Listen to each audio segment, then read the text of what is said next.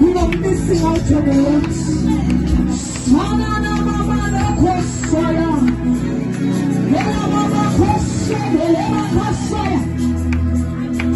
Everything the book of Isaiah 61 verse 4.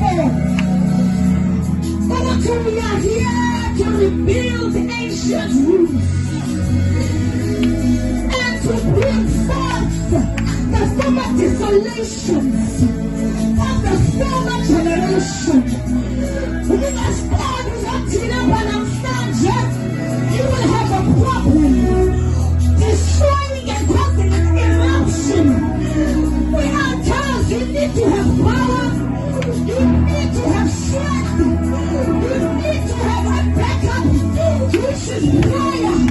This is the most one dollar. We are here. Shut up. Where we don't go. Where we don't go.